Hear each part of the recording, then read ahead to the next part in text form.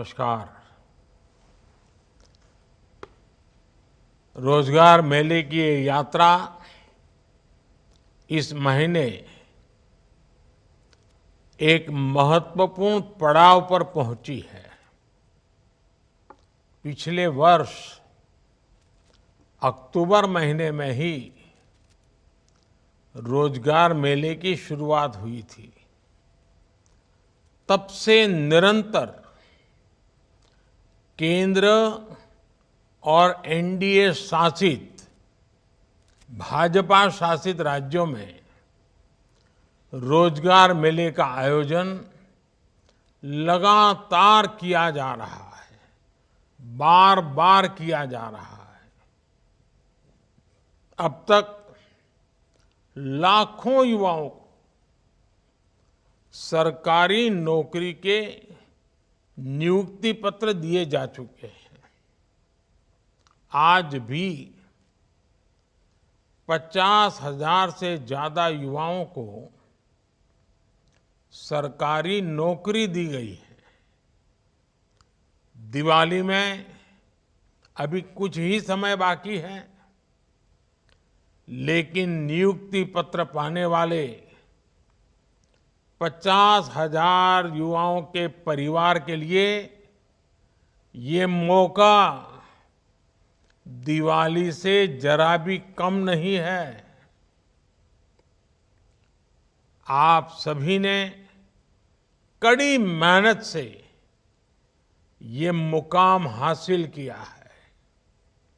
इसके लिए आप सभी मेरे नौजवान साथी, विशेषकर हमारी बेटियां, बहुत बहुत बधाई के पात्र हैं।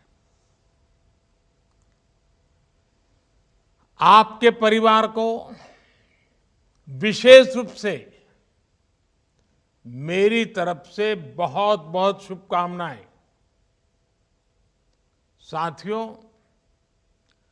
देश के अलग अलग राज्यों और केंद्र शासित प्रदेशों में आयोजित होने वाले रोजगार मेले युवाओं के प्रति हमारे कमिटमेंट का प्रमाण है। हमारी सरकार युवाओं के भविष्य को ध्यान में रखकर मिशन मोड में काम कर रही है। हम न सिर्फ रोजगार दे रहे हैं, बल्कि पूरे सिस्टम को पारदर्शी भी बनाए हुए हैं, जिससे नियुक्ति प्रक्रिया पर युवाओं का भरोसा बना हुआ है। हमने भर्ती प्रक्रिया को न सिर्फ स्ट्रीमलाइन किया है, बल्कि कुछ परीक्षाओं को रिस्ट्रक्चर भी किया है। स्टाफ सिलेक्शन कमीशन की रिक्रूटमेंट साइकिल में जो समय लगता था, वो लगने वाला समय अब करीब करीब आधा हो गया है। यानी सर्कुलर पत्र जारी होने से लेकर नियुक्ति पत्र देने तक के समय को काफी कम कर दिया है। इससे युवाओं के समय की बड़ी बचत हुई है। युवाओं के हित में सरकार ने एक और महत्वपूर्ण बदलाव किया है। एसएससी के कुछ परीक्षाओं को हिंदी, इंग्लिश और 13 क्षेत्रीय भाषाओं में लेना शुरू कर दिया है। इससे बड़ी संख्या में उन युवाओं को नौकरी के लिए आवेदन करने का अवसर मिल रहा है, जिनके रास्ते में भाषा की दीवार खड़ी थी। साथियों, आज भारत जिस दिशा में आगे बढ़ रहा है, जिस तेजी से आगे बढ़ रहा है, उससे हर सेक्टर में रोजगार के नए अवसर तैयार हो रहे हैं।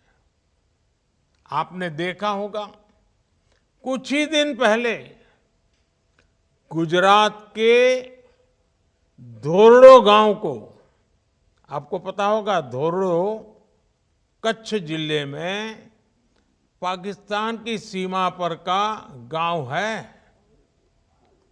इस धोरडो गांव को यूनाइटेड नेशंस ने बेस्ट टूरिज्म विलेज के रूप में सम्मानित किया है।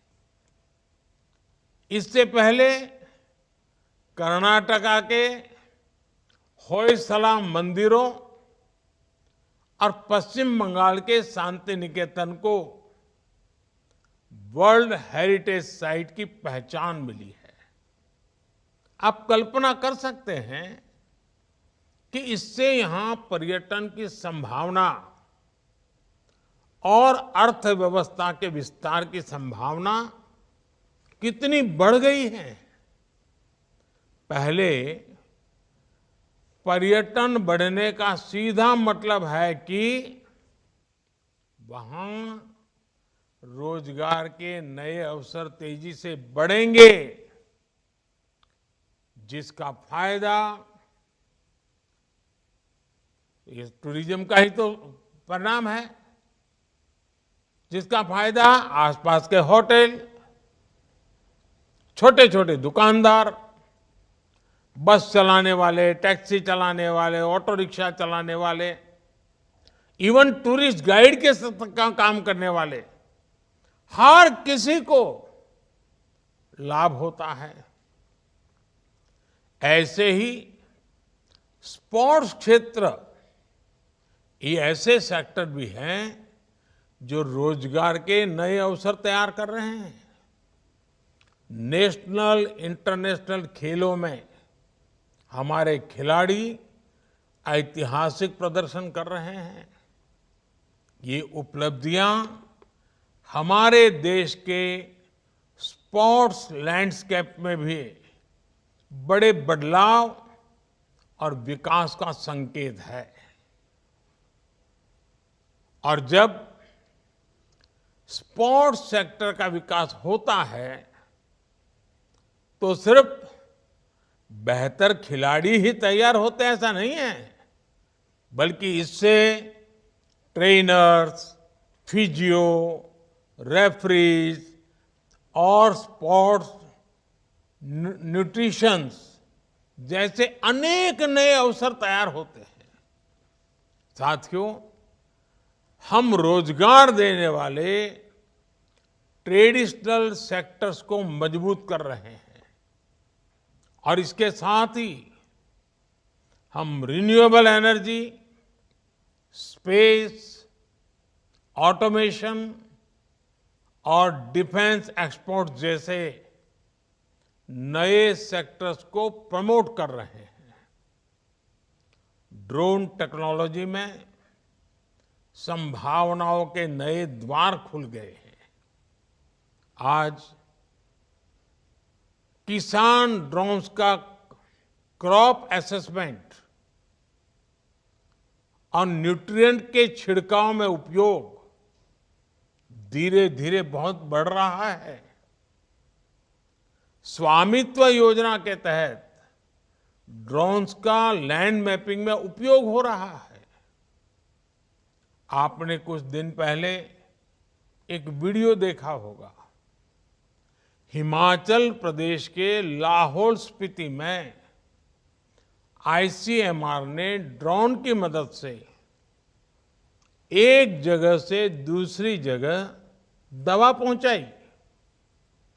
इस काम में पहले 2 घंटे का समय लगता था, लेकिन ड्रोन की मदद से ये 20, 25, 30 मिनट में ही, उससे भी कम समय में काम हो गया। ड्रोन्स ने बड़ी संख्या में स्टार्टअप्स को भी बढ़ावा दिया है।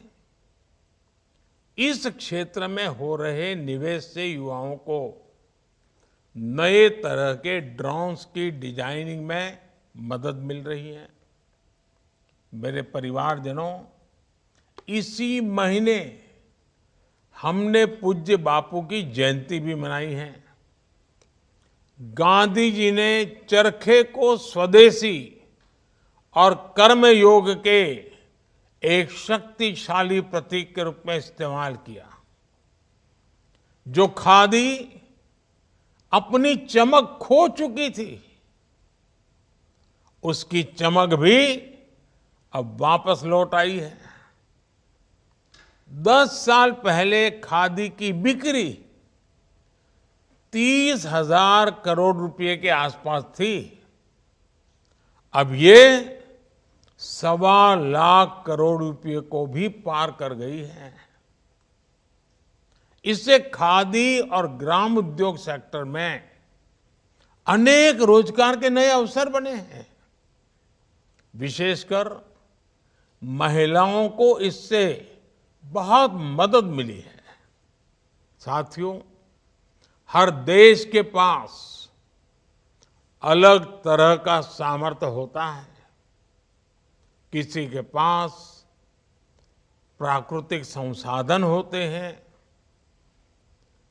कोई खनिज से संपन्न होता है, तो किसी के पास लंबे समुद्र तट की ताकत होती है।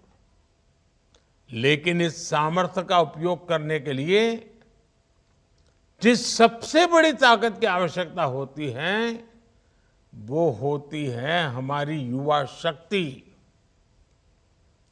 युवा शक्ति जितनी ज्यादा मजबूत होगी, देश उतना ज्यादा विकास करेगा। आज भारत अपने युवाओं को स्किलिंग और एजुकेशन के द्वारा नए अवसरों का लाभ उठाने के लिए तैयार कर रहा है। भविष्य की आधुनिक जरूरतों को देखते हुए देश में आधुनिक राष्ट्रीय शिक्षा नीति लागू की जा रही है। देश में बड़ी संख्या में नए मेडिकल कॉलेज, आईआईटी, आईआईएम या ट्रिपल आईटी जैसे कौशल विकास संस्थान खोले गए हैं। करोड़ों युवाओं को प्रधानमंत्री कौशल विकास योजना के तहत ट्रेनिंग दी गई है। हमारे देश में करोड़ों कारीगर अपने पारंपरिक व्यवसायों के माध्यम से आजीविका चलाते हैं।